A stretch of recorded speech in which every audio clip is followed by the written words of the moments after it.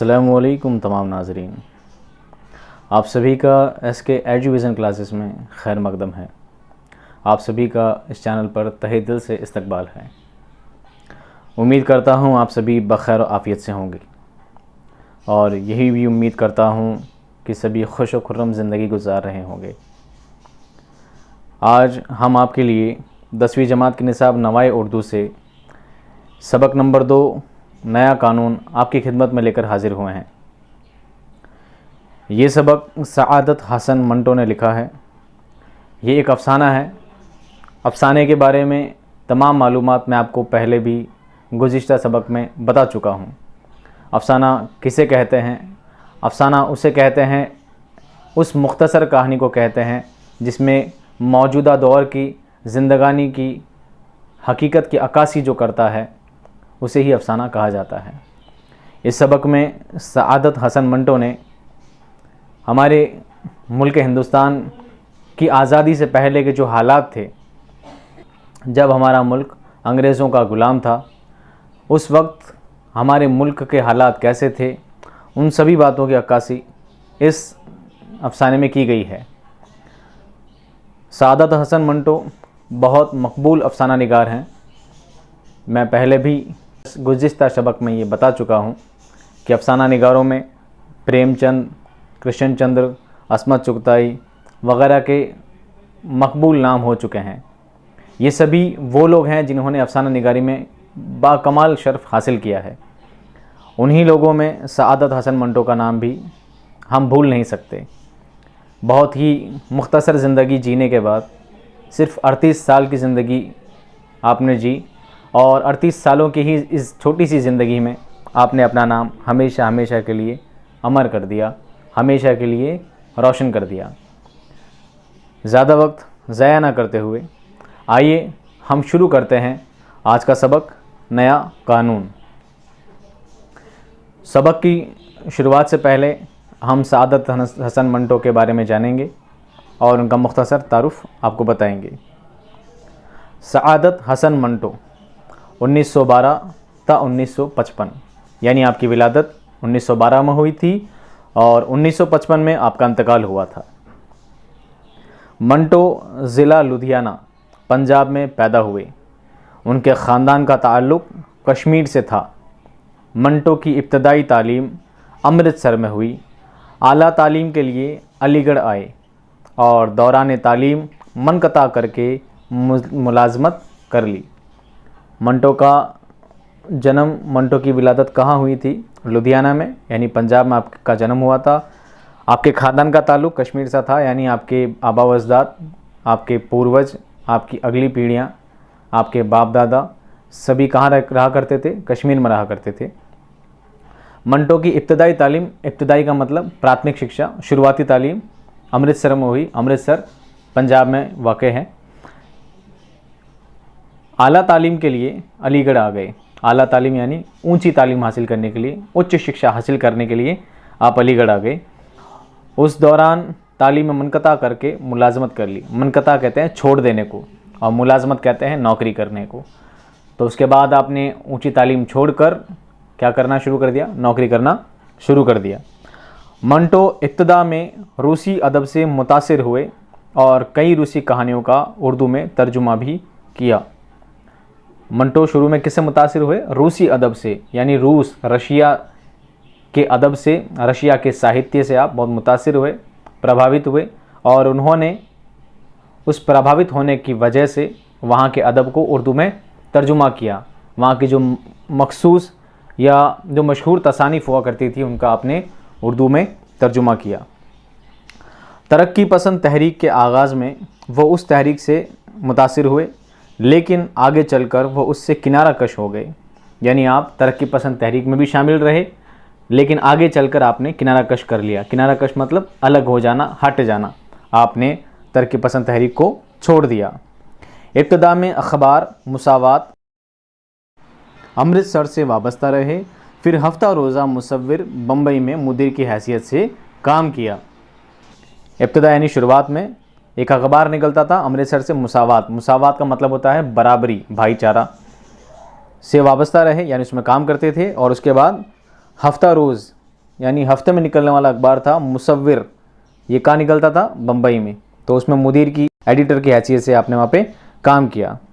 All India radio में से भी मुंसलिक रहे, यानी ऑल इंडिया रेडियो में भी आपने काम किया। कुछ अरसा फिल्मी दुनिया से भी वाबस्ता रहे। कई फिल्मों के लिए कहानियों के साथ मुकालमे और स्क्रीन प्ले भी लिखे। मुल्क की आज़ादी के बाद 1948 में वो मुस्तकिल तौर पर लाहौर चले गए। यानी उसके बाद ऑल इंडिया रेडियो के बाद आपने फिल्मी दुनिया में कदम रखा और फिल्मों के लिए आपने कहानियाँ और मुकालमे लिखना शुरू किया। मुकालमे कहते हैं डायलॉग्स को। फिल्मों में डायलॉग की बहुत अहम भूमिका होती है, एक अहम रोल हुआ करता है। बेहतरीन डायलॉग से ही बेहतरीन फिल्मों की पहचान हुआ करती है। तो आपने फिल्मों के लिए बहुत बेहतरीन डायलॉग्स लिखे और फिल्मों के लिए बहुत मशहूर कहानियाँ लिखी, उन पर फिल्में बनाई गई। और उसके बाद आपने आज़ादी के बाद 1948 में जब मुल्क हिंदुस्तान आज़ाद हो गया तो आप हमेशा के लिए मुस्तकिल तौर पर यानी हमेशा के लिए लाहौर चले गए। तमाशा मंटो का पहला अफसाना था जो उन्होंने जलियांवाला बाग के सानहे से मुतासिर होकर लिखा था। तमाशा आपका पहला अफसाना था। पहला अफसाने को मैं बार बार बता चुका हूँ ताकि आपको आपके इम्तिहान में ये बात बिल्कुल जहन में पक्की हो जाए कि अफसाना किसे कहा जाता है। यानी ज़िंदगी में बीती हुई सच्चाइयों पर, ज़िंदगी की सच्चाइयों पर, मौजूदा दौर के हालात पर सच्ची कहानियों को, उस वक्त के सच्चे दौर को अफसाना कहा जाता है। तो जलियांवाला बाग में जो केस हुआ था, जलियांवाला बाग में जनरल डायर ने जो गोलियां चलवा दी गई थी और उससे जो सैकड़ों लोगों की जानें गई थी, उसी से मुतासिर होकर आपने जो पहला अफसाना लिखा था उसका नाम था तमाशा। मंटो ने अफसाना निगारी में मौजू और हैयत के कई ऐसे तजुर्बे किए जो उनसे पहले अफसाना निगारों के यहाँ नज़र नहीं आते। आपने मौजू लिखने के लिए, अफसाना लिखने के लिए ऐसी हैयत का इस्तेमाल किया, ऐसे तरीके का इस्तेमाल किया जो आपसे पहले किसी ने इस्तेमाल नहीं किया था। आपने नए नए ईजाद किए, नए नए तजुर्बे ईजाद किए और अफसाने को और ज़्यादा मुअस्सर बनाने के लिए, और ज़्यादा तासीर वाला बनाने के लिए, और ज़्यादा पढ़ने वाले को और ज़्यादा रोमांचक लहजा देने के लिए आपने उसमें नए नए तजुर्बे किए जो आपसे पहले किसी भी अफसाना निगार ने नहीं किए थे। ये बात भी आपको जहन में होनी चाहिए। मंटो के अफसानों की सबसे बड़ी खूबी हकीकत निगारी है। नया कानून, तौबा टेक सिंह के अलावा सिया हाशिए के मुख्तसर अफसाने इस बात का सबूत हैं कि मंटो ने सियासी मसाइल और मौज़ूआत पर भी कलम उठाया।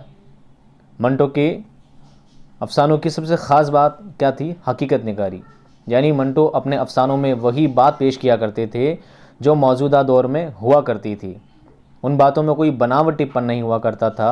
यानी अफसानों में किसी तरह की झूठी मनगढ़ंत बातों का इस्तेमाल वो नहीं किया करते थे। अपनी बातों को अफसानों में इसी तरह पेश किया करते थे जैसा कि उस वक्त के मौजूदा दौर हुआ करते थे। उनकी सच्चाइयों को उन्होंने पेश किया। ये उनके अफसानों की सबसे बड़ी ख़ासियत है। नया कानून, तौबा टेक सिंह के और सिया हाशिए के जो अफसाने हैं, इनसे ये बात ज़ाहिर हो जाती है कि मंटो ने अपने नावल को, अपने अफसानों को, अपनी अफसाना निगारी को किस तरह पेश किया है। मंटो ने सियासी मसाइल और मौज़ूआत पर भी अपना कलम उठाया है। अक्सर व बेशतर ये हुआ करता है, सियासी कहते हैं राजनीति को और मसाइल कहते हैं, मसाइल जमा है मसले की, मसला यानी समस्याओं की, राजनीतिक जो समस्याएं हुआ करती थी उनके ऊपर भी आपने कलम उठाया है, यानी उन पर भी आपने बहुत बेबाक लिखा है। अक्सर यही हुआ करता है कि लिखने वाले जब राजनीति के बारे में कुछ लिखा करते हैं तो राजनीति में अपना स्थान पाने के लिए, अपना एक मुकाम पाने के लिए राजनीति के तलवे चाटने वाले काम किया करते हैं और अपने आप को एक बड़ा मर्तबा हासिल करने के लिए, अपनी पूछ करवाने के लिए राजनीति के पीछे पीछे उनके नक्श कदम पर चला करते हैं।